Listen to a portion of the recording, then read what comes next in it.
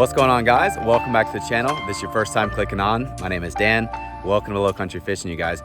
So today is going to be the day that I reveal the boat. Now, I've been fishing on the boat the past 2 days, doing a little bit of everything. I really wanted to just stick to offshore fishing both days, but the second day, my second trip, was a little bit rough, so I did stay inshore. But with testing this boat out, you guys, I wanted to go about 7 or 8 miles offshore. So what I did is I basically teamed up with my buddy Ricky, and we went offshore. We hit some of these reefs. The Savannah Reef is the one we were at, honestly. We were dropping down on some of those ships that are out there, some of the concrete rubble and whatnot. We caught an absolute pile of black sea bass. While we were out there, we saw schools of these bonita and Spanish mackerel all over the place. So we were able to kind of sight cast at some of them guys, which was a good time.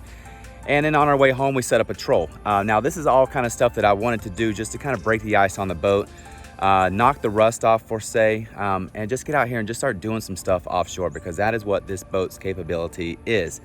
Now, second day, I set up to go offshore, exact same stuff, do a little bit of tarpon fishing maybe if the weather was right. But once I cleared the inlet or the sound, it was rough out there, you guys. So I didn't push any further out. I actually stayed inshore. And I'm glad I did, because I put the first big inshore fish on the boat. I'll save that for the video. But honestly, you guys, it just shows the capabilities of what this boat is able to do.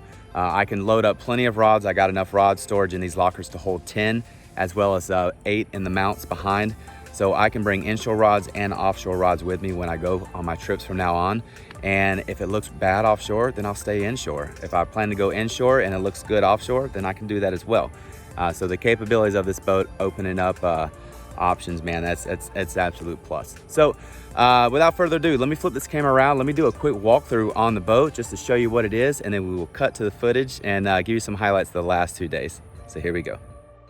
All right, guys, well, here she is. This is a 2013 Sea Hunt 22 BXBR. Now, this is a 22-foot 3-inch bay boat.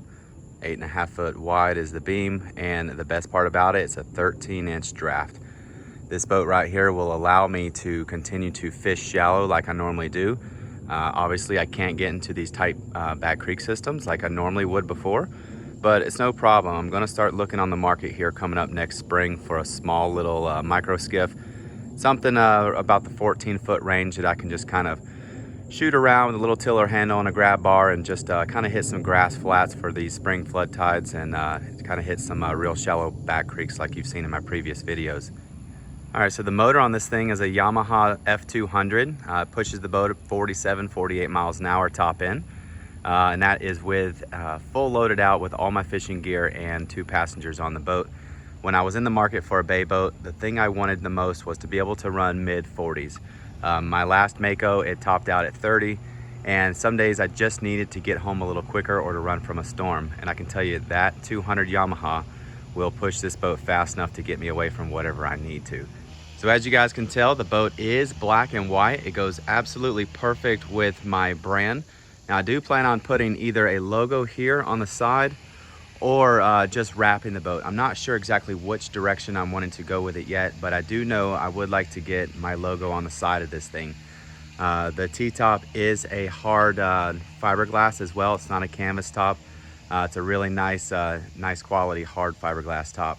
Now, the owner of this boat previous to me bought it from one of the main executives over at Sea Hunt. So this BXBR in 2013 had just about everything you could throw on this boat. So let me step up on the top deck and let me just do a quick walkthrough of everything that's on the inside.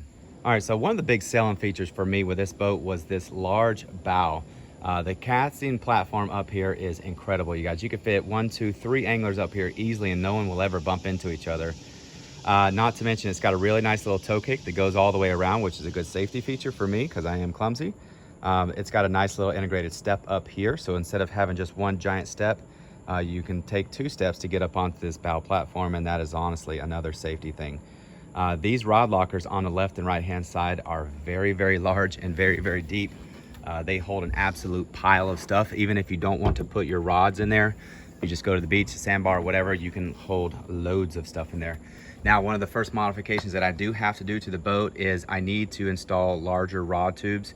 So I'm going to have to route out those holes a little bit bigger, put some larger rod tubes in.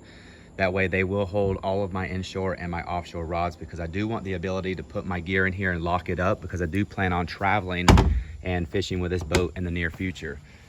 The center compartment right here is another storage unit. You can put storage in there, or you can put your fish in there. It is an insulated ice box.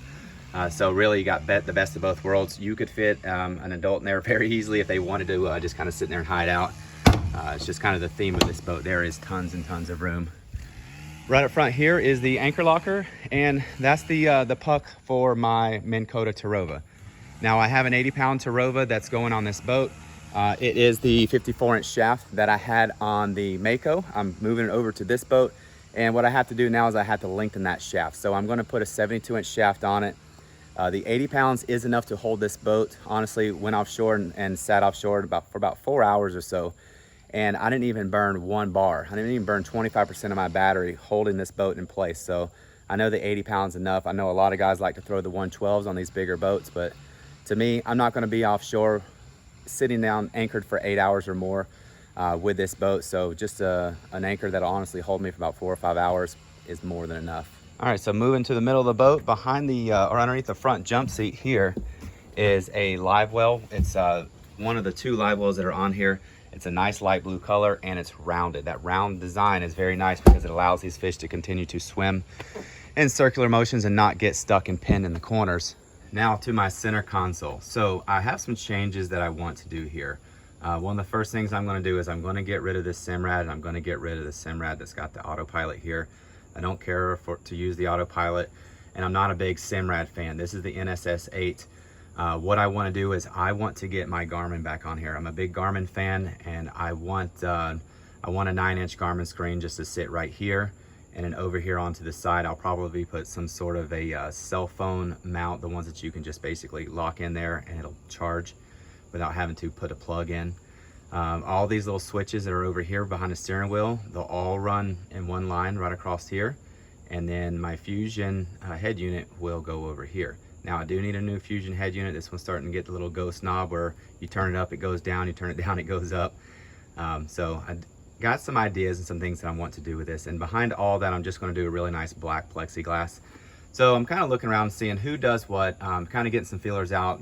Everyone seems to be pointing to the same guy over in Jacksonville, Florida for getting all this kind of stuff done. So I may very well give these guys a call and see if they can get me set up. But I do want to freshen up this dash. All right, so the main seat here is actually pretty comfortable. It's got nice little flip downs there, plenty of rod tubes, 4 up top, 4 down on the side, and 2 that kick out to the edges. It also has a really long antenna. It's about a 6 or 8 foot offshore VHF style marine antenna. The cooler down here is an Arctic 65. For those of you that were kind of helping me find some deals on these Arctics, thanks a lot. I went with a 65 because honestly it fits in that space the best.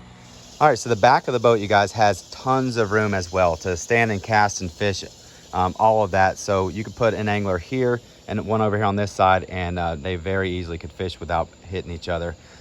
These little squares on this side and this side are the seat backs. They basically flip up, and it provides extra seating for passengers.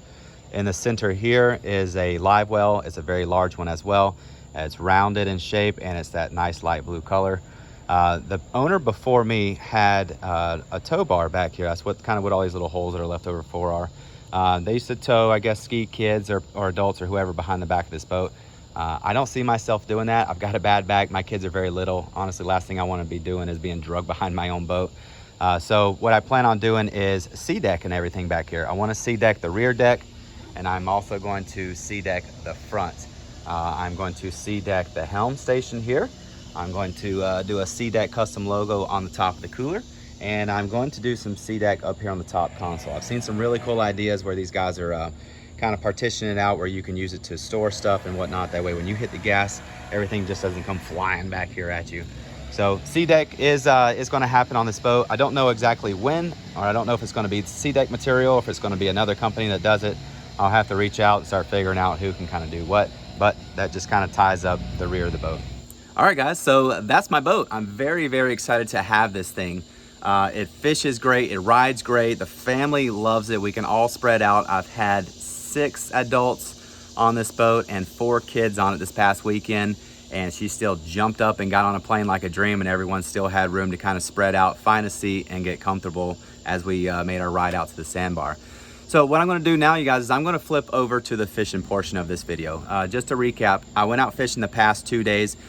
Day 1, I was out fishing offshore with my buddy Ricky. Ricky is a YouTube subscriber. He's also one of my patrons, and his schedule lined up with mine, so we just decided to get out here and let's go fish. Now, honestly, guys, this is something that I want to start doing. I want to start fishing with my YouTube guys and with my patrons especially. You guys are ultimately supporting me and allowing things like this to happen, so I want to be able to give back to you guys and show my love and show my support for what you guys are doing for me. So I will kind of work some videos in, I will work some trips in here in the future of me kind of figuring out how I'm going to fish with you guys. Maybe I'll do a drawing or some sort of a giveaway or something like that. I'm not really sure, but I do want to bring some of you guys out on the boat with me. And the second part of the video was me fishing inshore. You guys, I am tickled pink to show you that part of it. Something very, very cool happened to me while fishing inshore. And yeah, that's it. So I'm going to go ahead and roll the fishing footage, and I'll see you guys at the end. There we go. Woo! How y'all like these Falcon rods now? Woo,